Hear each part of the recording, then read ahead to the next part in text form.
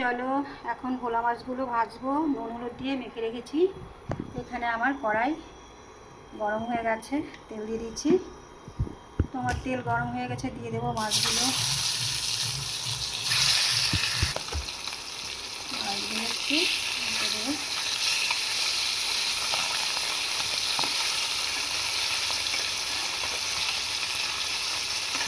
তো আমার মাছগুলো ভাজা হয়ে গেছে, একটা একটা করে তুলে নেব।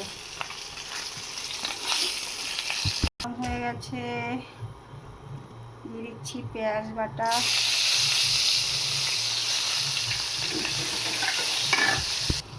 পেঁয়াজটা লাল হয়ে গেছে, দিয়ে দিচ্ছি আদা জিরে বাটা,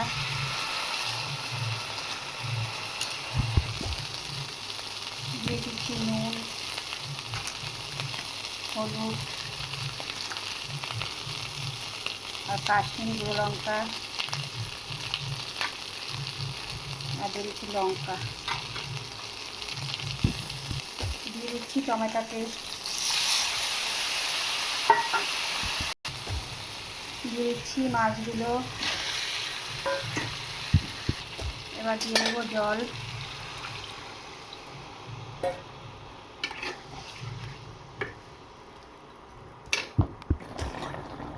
আমার ভোলা মাছের ঝাল হয়ে গেছে, তো এখন দিচ্ছি ধনে পাতা কুচি।